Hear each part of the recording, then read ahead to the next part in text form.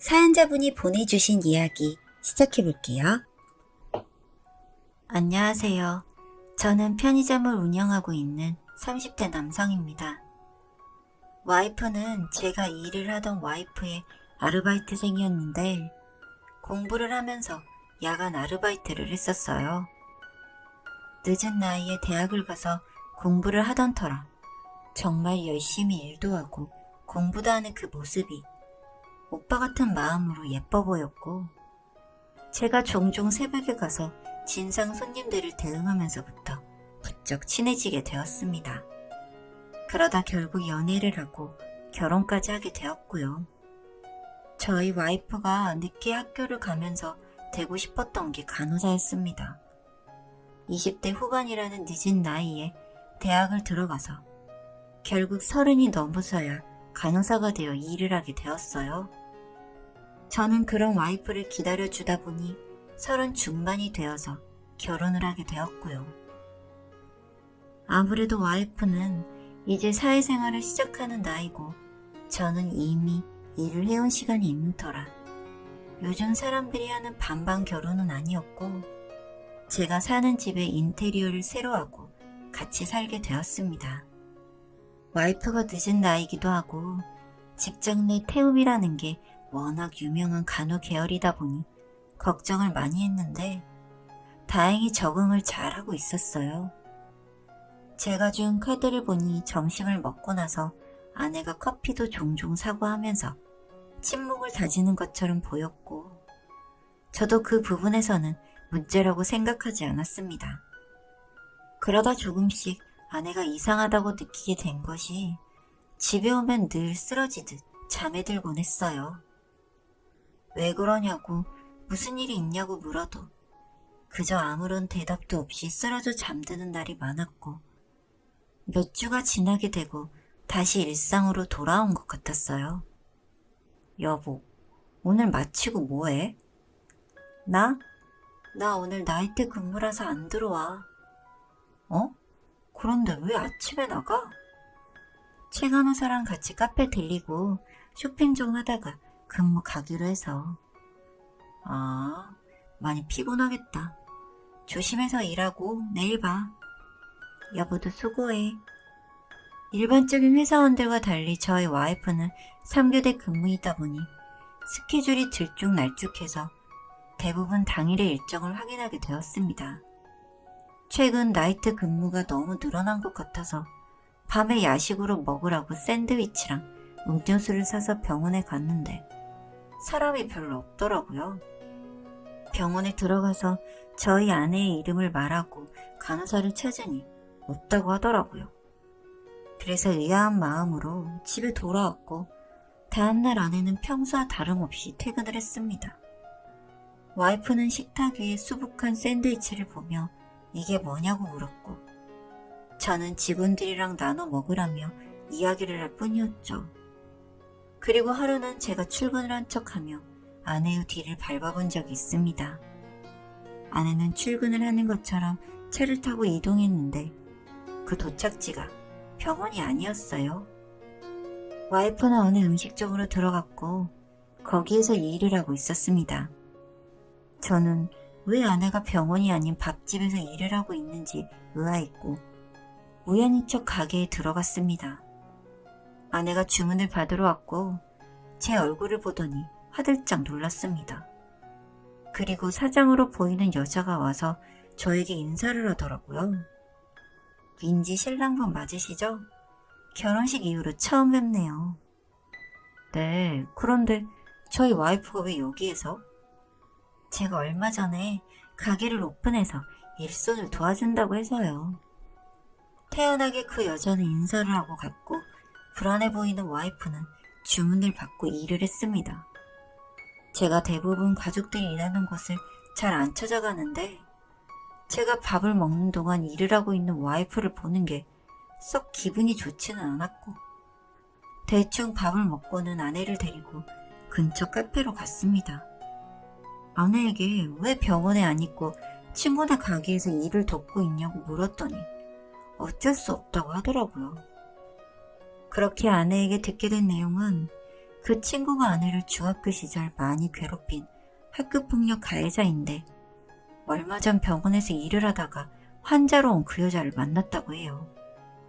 처음에는 못 본 척 지나가려고 했는데 그 여자랑 병원 수간호사랑 친분이 있는 사이였고 둘이서 무슨 이야기를 나눈 건지 잘 지내던 직장 동료들이 아내를 피하기 시작했다고 합니다. 그러다가 일을 그만둬야 하나 생각을 하고 있었는데 그 가해자 여자가 전화가 와서는 아내를 협박했다고 합니다. 여기서 아내는 말을 하기를 힘들어했고 자세한 이유는 모르지만 힘들어하는 아내를 보고 있으니 마음이 안 좋아서 우선 다독여줬어요. 냉장고에서 술을 가져와서 몇 잔 마시던 아내는 말을 이어갔습니다. 중학교를 다닐 때 연예인이 되고 싶어 했었고 그 가해자 여자도 연예인이 되고 싶어 했다고 했습니다. 그런데 아내를 시샘한 그 가해자 여자가 인근 고등학교 남자들을 불러서 아내를 성폭행했고 그 영상을 그때 그 여자가 찍은 것 같다고 했어요. 이미 많이 컸고 아내는 그 충격으로 몇 군데 성형수술을 해서 얼굴은 달라졌지만 마음 한켠에 괴롭힘의 흔적이 남아있어서 쉬이 그 여자의 말을 거절하기 힘들었다고 합니다. 그래서 결국 다니던 병원도 그만두고 그 여자네 가게에서 돈도 받지 않고 일을 했었대요. 그리고 수시로 밤에 불러나가서 대리운전을 해주기도 하고 혼자 있는 그 집 애들을 봐주기도 하고요.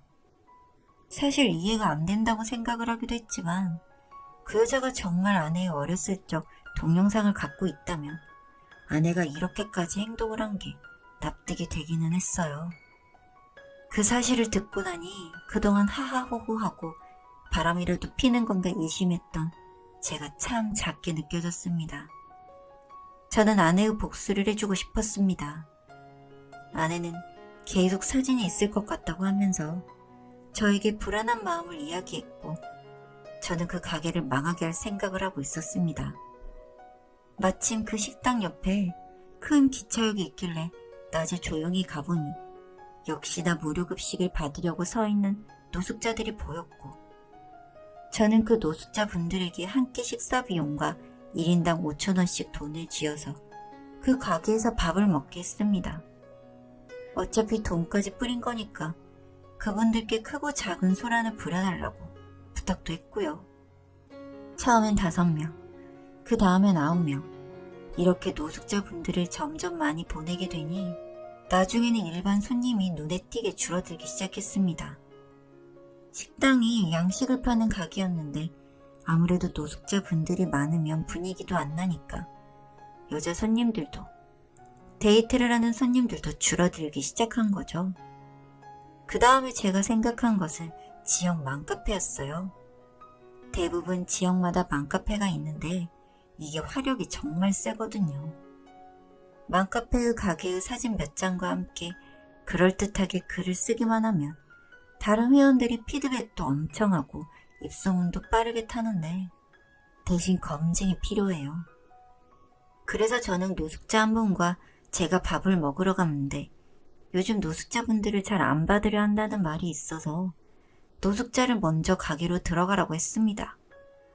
아니나 다를까 그 사장님은 노숙자분께 오늘 장사 안 한다고 하면서 돌려보내려고 했고 그 뒤에 제가 바로 들어갔습니다. 글쎄 노숙자는 안 된다니까요. 안녕하세요. 일행분이세요? 그 여자는 제 얼굴은 이미 잊었더라고요. 생각해보면 그럴만한 게 결혼식도 오지 않고 그날 잠시 본 게 전부일 테니 어떻게 기억을 하겠어요. 네, 자리 없나요? 그 여자는 망설이더니 재료가 준비가 안 돼서 장사를 할 수 없다고 했고 저는 이런 글을 맘카페에 올렸습니다. 당연히 내용은 오랜만에 만난 삼촌과 밥을 먹으러 갔다가 운전박대를 당했다는 내용이었고 손님을 가려서 받는다는 게 주된 포인트였죠. 그리고 제가 보니까 주방의 위생 상태가 엉망이라서 신고를 했고 결국 영업정지 처분을 받았습니다. 안 좋은 소문들에 위생 문제로 영업정지까지 받은 그 가게는 결국 5개월도 안 돼서 문을 닫게 되었어요. 그것만으로도 기분이 좋기는 했는데 조금 더 확실한 복수를 하고 싶어서 결국 저는 흥신소 직원을 고용해서 그 여자의 휴대폰을 뺏었고 저희 와이프를 협박하던 영상이나 사진을 찾아볼 수 없었습니다. 물론 외장하드나 다른 곳에 넣어뒀을 수도 있지만 가능한 안 마주치는 게 답이라는 생각도 했고요. 그 여자를 다시 만난 후 와이프는 동네를 나갈 때마다 불안해했고 저희 부부는 결국 다른 동네로 이사를 준비하고 있습니다. 이사를 가고 나면 아내는 작은 개인 병원에서 일을 하고 싶다고 합니다. 혹시라도 다시 가해자를 마주치거나 그 지인을 만날까 봐서요. 학교 폭력이라는 게 어린 날의 실수라고 말을 할 수도 있지만 성인이 되어서까지 지속적으로 괴롭히는 걸 보면 가끔은 법보다 다른 방법으로 교육을 하는 게 나은 것 같기도 합니다.